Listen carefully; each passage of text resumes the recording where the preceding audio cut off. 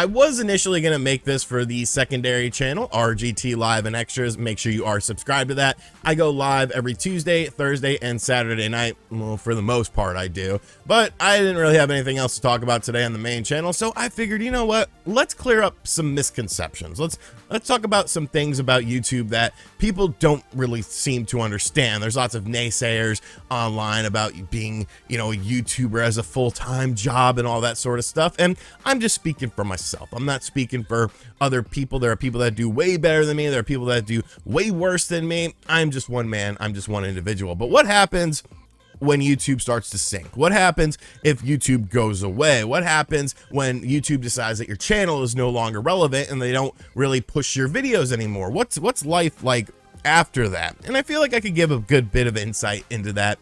I've been doing YouTube for 4 years now as a career. Before that, I had been doing it as a hobby, and that's one thing that a lot of people don't really get.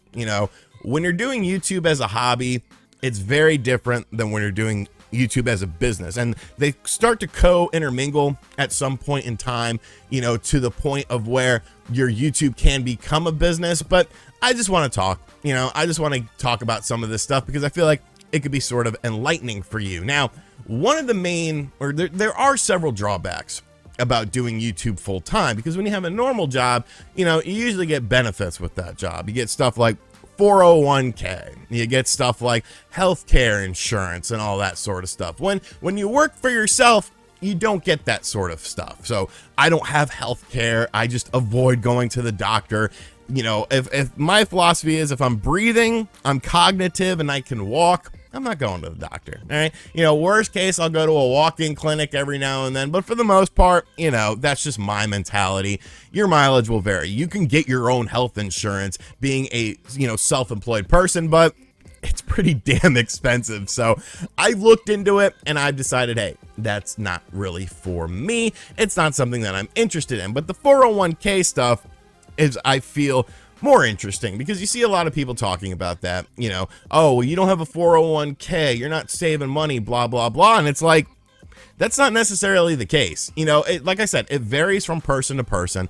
All I could talk about is myself. Now, I'm not going to give you guys individual numbers or anything like that, but I'm someone who's gone through like pretty much every stage of life when it comes to money. When I was born and my mother first married my stepfather, we didn't have anything. I remember coming home from preschool and we didn't live in a very desirable area. I walked into the kitchen and I said, "Hey, mister," because there was a guy standing in there. My mom was like, "Oh my God," grabbed me and rushed me out of the house because it wasn't a visitor. He was robbing us. This wasn't a positive experience. So, things weren't great. I've gone through pretty much every stage of different types of money. And, it's something I was always interested in. It's something that I always watched, because as I grew older, my stepdad kept trying to provide a better life for us. So he would, get better jobs. We'd move around a lot. And I've seen money come and I've seen money go throughout the family. By the time I was like, a junior in high school, like my family was doing very well. But all because you have something like a 401k or something like that, that doesn't necessarily mean that you're going to be successful for the rest of your life, because of the fact that, well, you could piss away some of that stuff. It's all about saving more so than just, relying on something that will be there at the end of the road, which it really isn't even guaranteed anymore. But it's always about, just saving your money, not squandering it all. You see a lot of YouTubers, I know YouTubers personally, who have squandered all of their earnings. And then, come tax time, because yes, YouTubers pay taxes, kiddies. We pay a lot of damn taxes. They have nothing to show for it. They have nothing to, they have to try to squander up money because they don't understand the business side of things. They don't understand that. I know people with 401ks who are going to be miserable their entire life. And then, yeah, maybe they'll get to their 401k aspects and they'll have a little bit of money, but you can make it so that you have money as you get older because you're saving money. You're not pissing away money. I'm someone who doesn't like to piss away money. You guys know I'm a very cheap individual. I'm a very cheap person. I do things very, very calculated because I don't want to have things like debt looming over my head or have to worry about, oh, damn, tax time's coming up. I pay quarterly taxes. Oh, tax time's coming up, blah, blah, blah. I just have an accountant. He tells me how much to give them, and he handles it all. So, you know, the whole 401k retirement thing, it's very silly to me because there's no guarantee that you're still going to have that money. And even if you do have that money, if you haven't made a lot of money throughout your life, what's the point? Well, you're just going to have a little bit of money. You know, I feel like it's such a weird thing. And you see people talk about it, you know, with retirement and stuff like that on YouTube. And it's very bizarre to me how people who don't know what they're talking about when it comes to the money side of things like to talk about it and like to, you know, convey these images. Are things like healthcare a drawback? Yeah, definitely. It'd be nice to have healthcare. I'd like to go to the doctor, but then in the back of my mind, I'm like, well, do I really want to know if I'm dying or something like that? Because I mean, I probably am. No, just let me live my life. Let me live my life.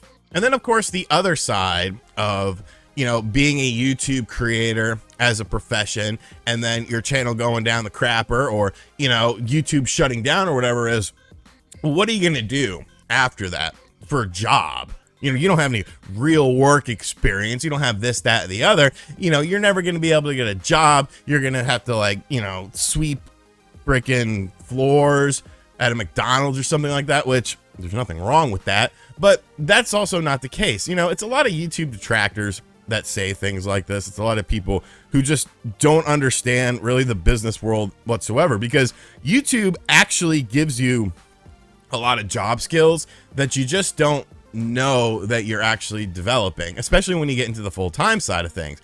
Because with YouTube, you are your own person, you are your own team, you are everything that dictates, you know, potential success of your channel. So you have things like, of course, marketing.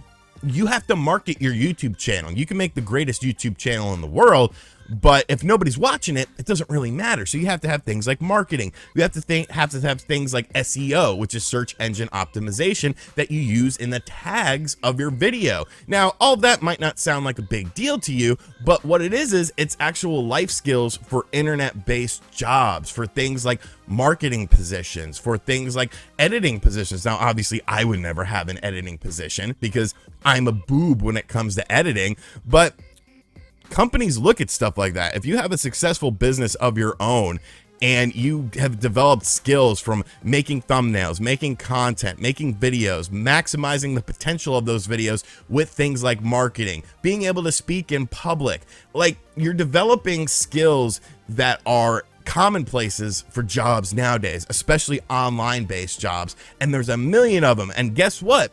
There's going to be a million of them. If anything, online jobs are going to continue to grow because more and more people are getting, you know, larger marketing teams. More and more people want people who understand search engine optimization and how to rank your tags and how to, you know, do things like that. And a lot of people don't realize that about YouTube. Some people have, you know, parlayed their YouTube careers into, you know, positions in Hollywood and stuff like that. And while I have zero interest in that portion of it because Hollywood's a bunch of freaking weirdos. They're a bunch of freaking weirdos, like, dead ass. But beyond that, there is that monetary side of things that might be a little bit interesting. But even if you don't do that, you know, every business, every company has people dedicated to marketing, has people dedicated to optimizing their searches online so that when somebody types in Google or Facebook or something like that, look at Facebook videos, Instagram Reels, TikTok videos, all of this stuff is starting to take place of the traditional marketing experience, you know, the commercial on television and stuff like that. And those are skills that you learn as a YouTuber that you can parlay into real world business experience if for some reason your YouTube channel goes down. So, you know, I always just see people talk about YouTube online and talk about how it's not a real job, it's not a real career. Look, the amount of taxes I pay make it a real job. These are actual life skills that you can use in the future if something happens to your YouTube channel. If YouTube decides, hey, you know what, we're done. We're done. We're not doing YouTube anymore. We're shutting down the servers. Go somewhere else. And like, people just don't understand that. So I wanted to talk about the truth about life after YouTube. You know, am I leaving YouTube? No. My whole, I mean, I just put it in the thumbnail because I wanted you to click the video. But my whole philosophy is I understand that's another thing. I understand this train isn't going to last forever. Okay. I understand that at some point my thoughts on video games are going to become irrelevant. And you know what? That's fine, because I'm going to ride this son of a bitch on the train tracks till the train just derails. Because why not? You know, you're learning stuff as you go along. You constantly become better. You constantly evolve. You constantly grow on the platform. Utilize those skills that you are developing into other things if you need to. So I just wanted to clear up some misconceptions about YouTube, because a lot of people, you know, when you approach YouTube as a hobby, you look at it very differently than how you approach it as a business. Trust me, I know. Plus, there's a whole bunch of other stuff that people do, you know, Patreon stuff and whatnot, you know, like, okay, cool, you know, get your money, you know, subsidize your income, make it so that it works for you. But at the end of the day, everyone's just trying to make a buck. You know, everyone's just trying to make $1. And all because a certain job gives you healthcare or 401k doesn't necessarily mean that it's going to be financially better for you in the long run than something like YouTube is. And all because YouTube can go away. I mean, we had a pandemic and a lot of jobs went away, but who was still working the whole time? The YouTubers. Little food for thought there. If you guys ever have any questions about stuff like this, like I said, come by the live channel, the secondary channel. I'm live Tuesdays, Thursdays, and Saturday nights. You know, you ask me whatever. It's a very open forum over there, so we always just try to have fun. Thank you guys for checking out this video, and I'll catch you guys on the next one. Later.